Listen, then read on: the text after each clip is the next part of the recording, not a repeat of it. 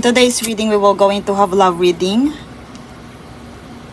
for in relationship with long-term relationship. So the focus of this energy is ano ba yung plans ng person mo sa relationship nyo.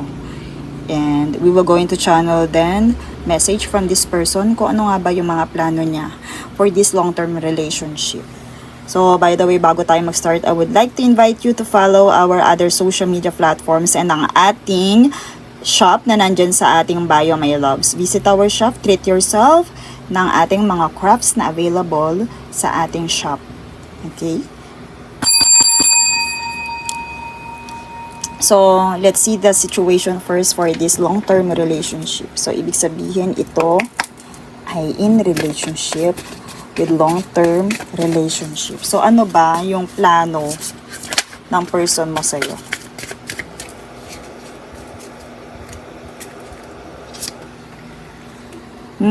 Mastery. Charisma. Meron ditong mastery, my loves, length. Thinking. Okay. So, nandito, my loves. Kung meron tong career, my loves, right now, they are still thinking for their mastery, for their growth. Right now, kung anong plano niya in this relationship, they are still thinking, my loves. Meron pa siyang mga, sabihin natin, mga iniisip na hindi lang basta sa relationship. So, nandun na din yung growth, my loves. And I hear na gusto niya munang maging stable, maging sabihin nating permanente, maging mamaster niya kung ano yung mga skills na meron siya. So my loves dito, they are still thinking kung ano ang gagawin niya sa relationship niyong dalawa. But I see here, my loves, ang gusto niya sa life, sa future is the joy. Gusto niya din ng sabihin natin success with their future partners. Ito yung, alam mo yun, yung hindi siya padalos-dalos. And right now, sinasamantala niya yung pagkakataon na mamaster muna niya yung mga skills na meron siya in terms of their career. In terms of their career. So, ibig sabihin, my loves, wala pa talagang plano yung person mo right now about their own family. But I see here, my love, so meron ditong child. Ang child kasi has a significance with growth, with rebirth. So andun pa rin, my loves, yung sabihin natin gusto niyang makabuo na sariling pamilya.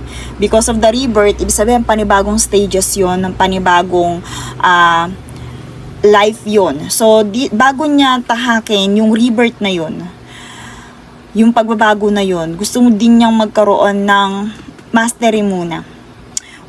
Parang ang dami pa niyang gustong matutunan sa kanyang career. Gusto niyang maging stable ang kanyang career bago niya isagawa yung mga bagay na nasa isip niya. Kaya kailangan pa niya ng mahabang oras or time to think about your relationship.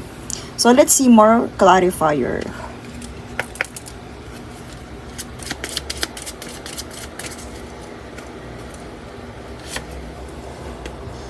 Self-indulge. Okay, focus on self, my loves.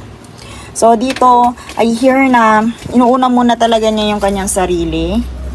And sabihin natin, kagaya nga na sinabi ko kanina, pagkakataon para sa sarili niya. And once na na-meet na niya yung satisfaction sa kanyang career, is magpo-focus naman siya dyan sa inyong relationship. Ascending, my loves. So, dito, kung ano pa yung mga plano niya, my loves, I hear na meron tong pagka-self-obsess. So, ibig sabihin, gusto niya, my loves, na magkaroon pa ng more learnings, more growth and expansion sa kanyang sarili.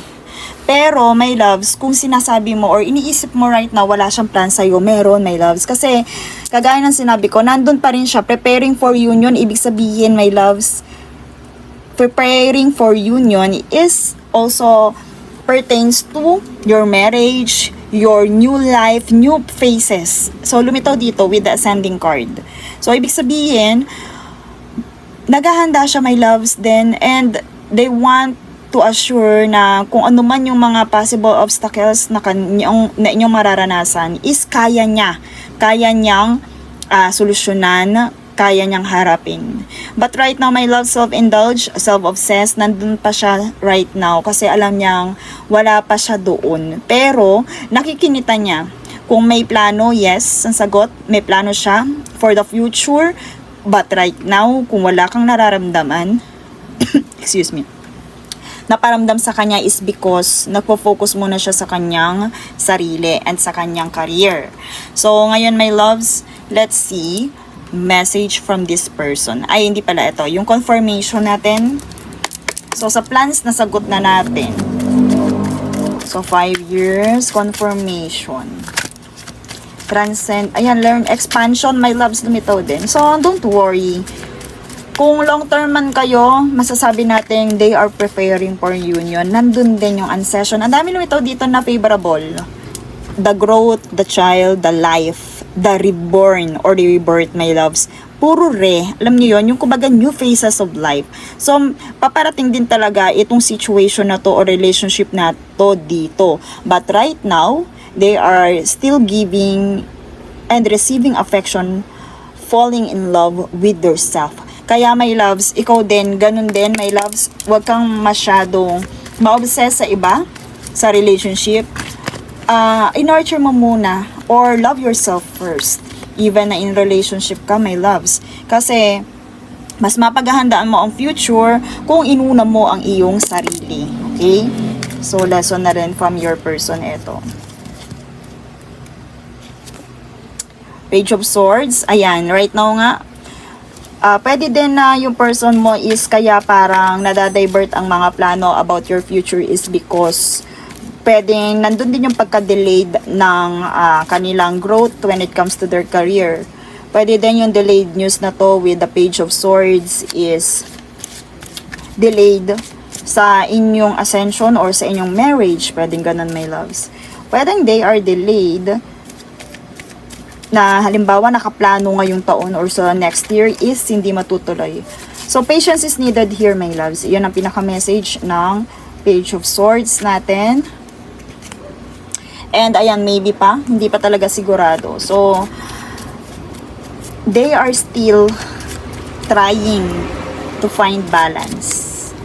Trying to find balance kasi they are still thinking talaga. Okay, so right now, yes or no, maybe talaga. Major choices. My loves, they are still in decision. Pinagdidesisyonan pa talaga niya. Tinatansya niya ang mga bagay-bagay kung kaya na niya. Tinatansya niya ang mga bagay-bagay na if ever na magkaroon ng obstacles, kaya ba niyang harapin to. They are strong enough to carry the responsibilities. Pero my loves, dito napaka-favorable because of the Lover's card. With the perfect unions, with ancession, my loves, I hear din na pwede ding, my loves, na magkaroon ng perfect union once na may na-involved na child, pwede din yun. Pero dito, marriage talaga, yung shared values natin, andito na rin sexual connection with the Lover's card, my loves. So, confirmation na meron naman talaga. Kaso dito, right now, current situation is they are still in decision and meron ngang delayed news dito. So, you have to make or to have more patience. Patience is needed in this connection. Huwag kang mawala ng pag-asa and huwag mong isipin na sabihin nating sayang because nandito naman yung tatlong confirmation dito sa future energy na to is about marriage, about union, about sabihin nating pagsasama. So, they are still in combination, balancing out kung meron mang mga problem, o kung meron mang mga problem na hindi mo nahahalata sa person mo, maaaring that is because of their career. Niisip niya, tinatansya niya kung ready na ba siya, kung kaya na ba niyang mag-isa, kung kaya na ba niya yung responsibilities. Okay, let's see more message from this person naman.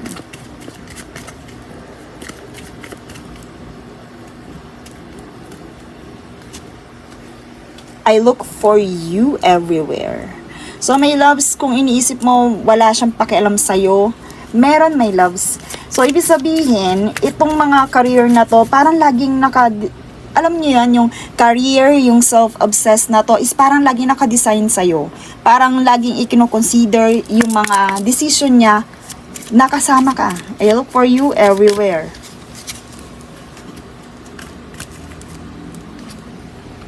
You came closer than anyone. Ikaw talaga. My love, I see na ikaw na din talaga yung kanyang nasa isip. Yung itong binabalance out na to mga bagay-bagay, meron, ikaw talaga yung kanyang, sabihin natin, iniisip dito sa unsession na to.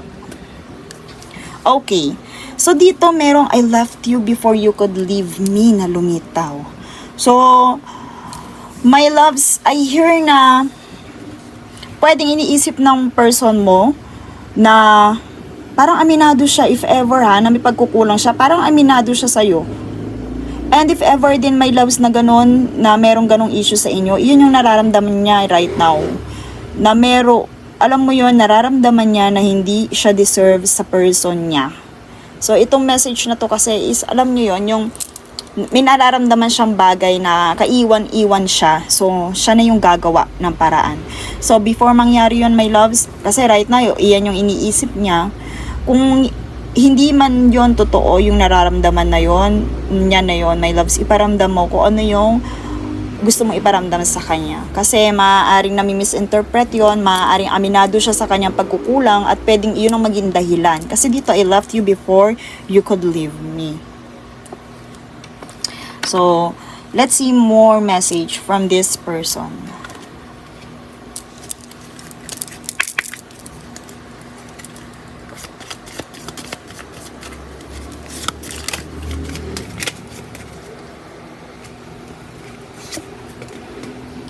I dream about you at night. Meron ba kayong tampuhan, my loves? Meron ba kayong tampuhan? Kung nagkakatampuhan kayo, my loves, because of this issue, my loves, your person always thinking of you. Your person always consider you sa lahat ng kanyang nagiging desisyon. Okay, so clarifier for this.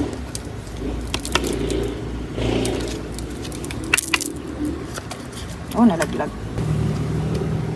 Okay, so love, charity, forgiveness. Kung nagkatampuhan kayo, my loves, nandito yung forgiveness. Pwede, my loves, na i-set aside mo muna kung ano man yung hurt na yon, kasi dito, spirits are telling you na nandun naman din talaga. Deserve naman ng taong to na ma-forgive, my loves, kung kayo ay nagkatampuhan. So, dito sa card na to, my loves, spirits are telling you then na your heart is protected. Okay? Just continue to feel the love. Okay? So, let's see final message from spirits. Kung ano ang kanyang advice from this relationship.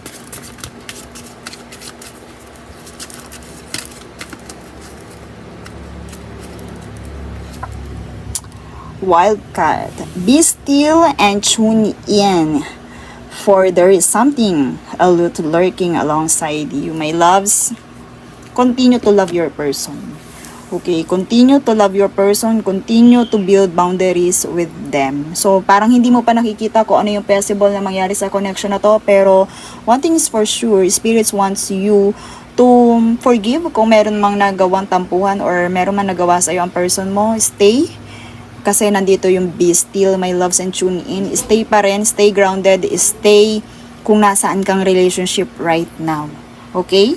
So, kung iniisip mo or tinatanong mo kung may plano pa ba sa'yo ang person mo, yes, meron siyang plano, but right now, you need, patience is needed here. They still balancing out kung ano man ang meron sa inyong relationship, okay? And that's all for this reading. Thank you so much and see you in my next one.